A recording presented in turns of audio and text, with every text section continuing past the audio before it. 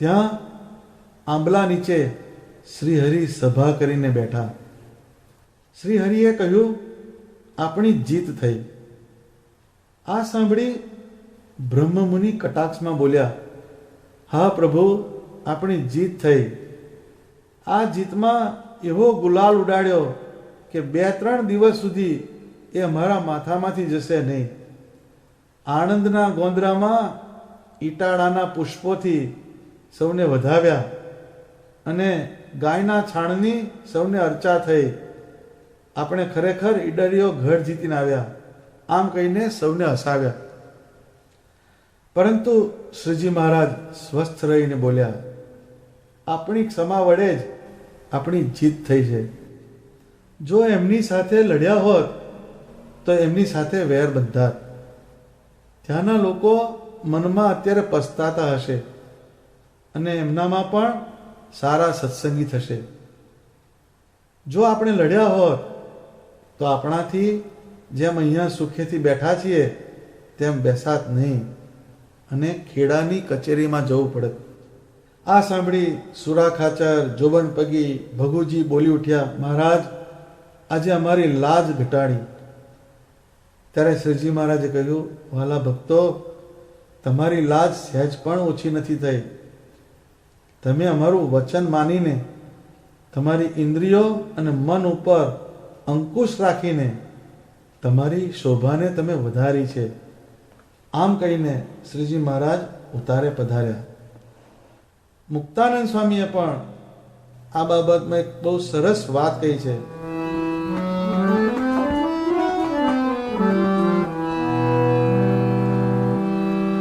મન મતંગ જીન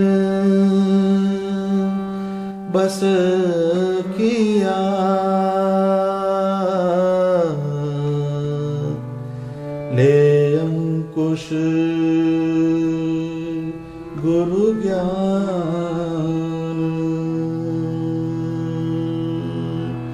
ઓ મન મતંગ જીને બસ કિયા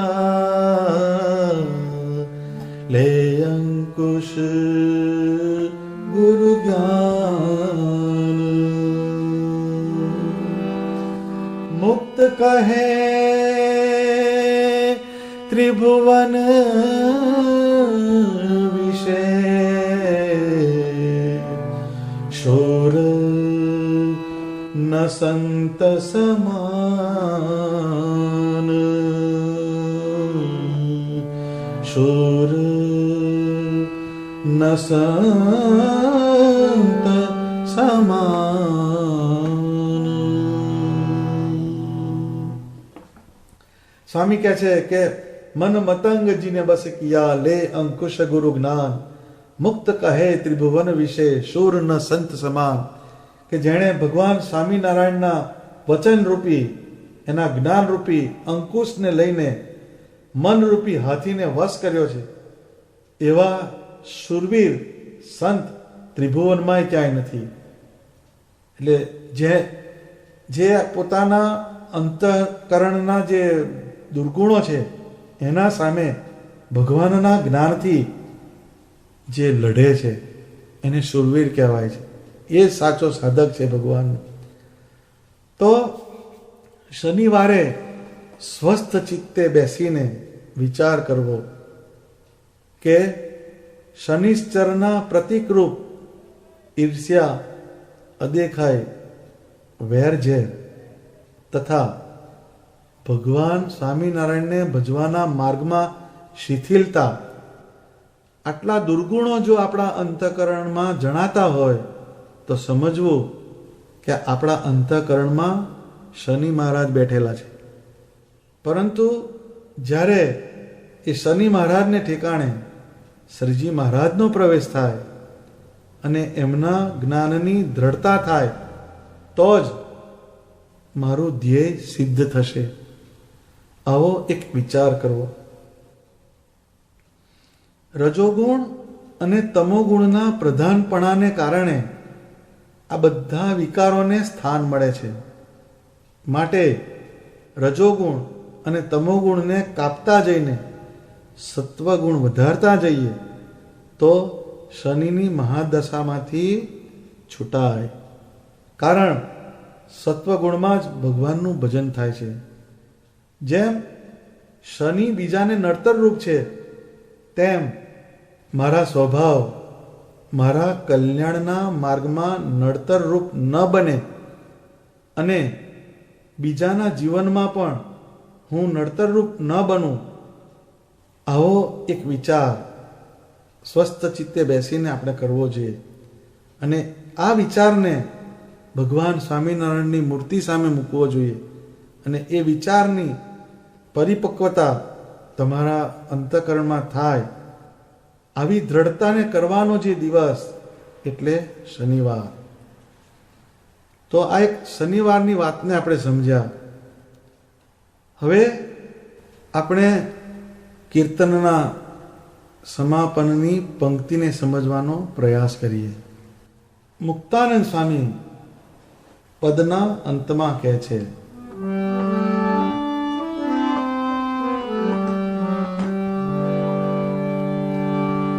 અક્ષર પદ અવિનાશી રે જેનું ધામ કહાવે, અક્ષર પદ અવિનાશી રે જેનું ધામ કહાવે, મુક્તાનંદ તે ગુરુના રે નિષદિન ગુણ ગાવે, મુક્તાનંદ તે ગુરુના રે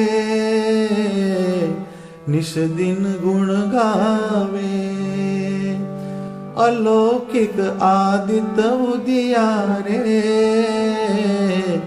સહજાનંદ સ્વામી.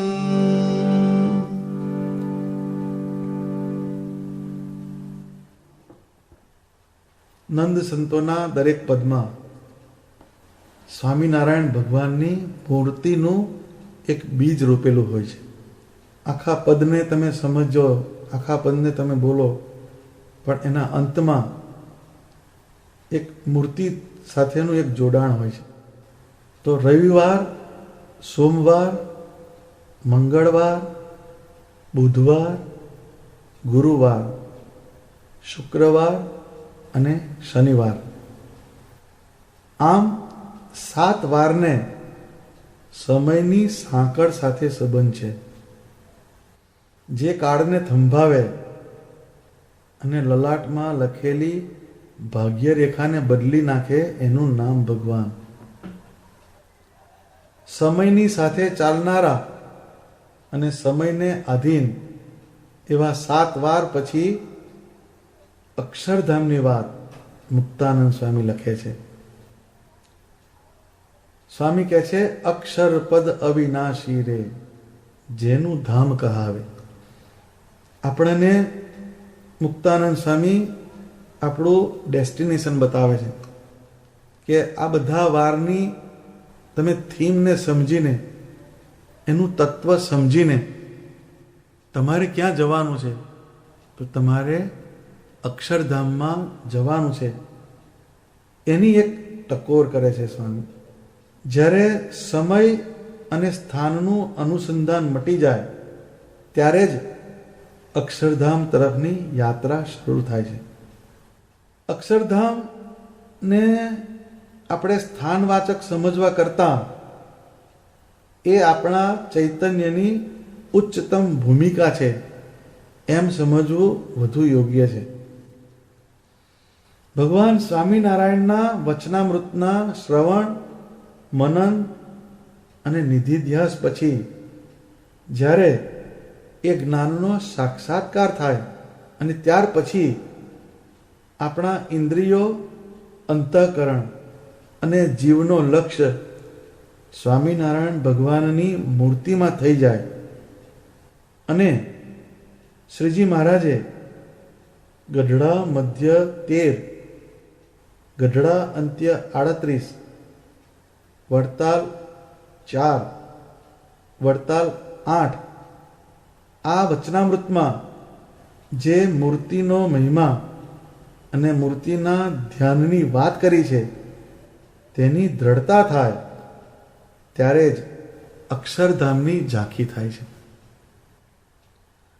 અક્ષરધામનો જેમને અનુભવ છે એવા મુક્તાનંદ સ્વામી દ્વારા આપણે અક્ષરધામને સમજવાનો પ્રયાસ કરીએ તો મુક્તાનંદ સ્વામીએ વિવેક ચિંતામણી નામનો એક ગ્રંથ રચ્યો છે.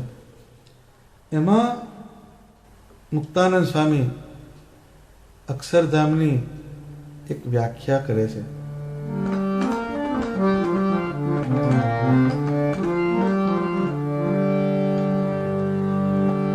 ચહુ દેશ જ્યોતિ જલ હલે,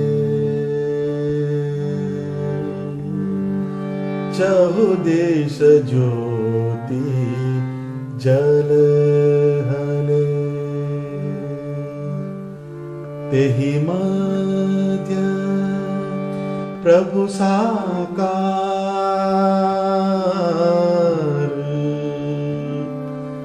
મુક્ત દિવ્ય દ્રગ દેખહી,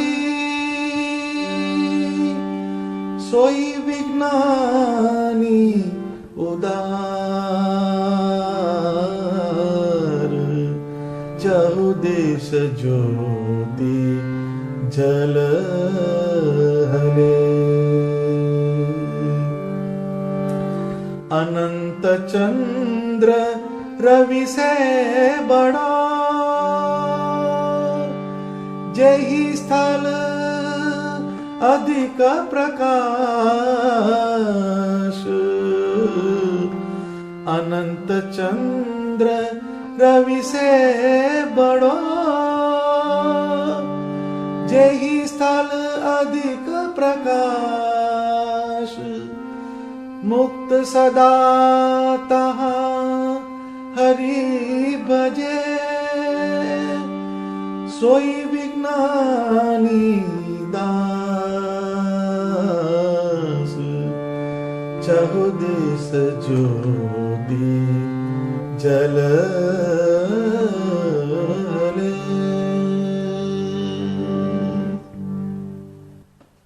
વાત બહુ ગંભીર છે પણ એક અક્ષરધામને સમજવાની વાત છે. સ્વામિનારાયણ ભગવાનનું અક્ષરધામ કેવું છે તો મુક્તાનંદ સ્વામી કહે છે કે ચારે દિશામાં એક દિવ્ય પ્રકાશનો પુંજ ફેલાયેલો છે. એ દિવ્ય પ્રકાશની મધ્યમાં દિવ્ય એવા સિંહાસન ઉપર સદા કિશોર, સદા સાકાર મૂર્તિ એવા સ્વામિનારાયણ ભગવાન વિરાજમાન છે. અનંત ચંદ્ર અને અનંત સૂર્યથી પણ અધિક એવા શીતળ શાંત પ્રકાશમાં સ્વામિનારાયણ ભગવાનની મૂર્તિનું દિવ્ય દ્રષ્ટિથી અનંત મુક્તો દર્શન કરે છે અને ત્યાં સદા દાસ ભાવે અનંત મુક્તો ભગવાન સ્વામિનારાયણની ઉપાસના કરે છે, સેવા કરે છે.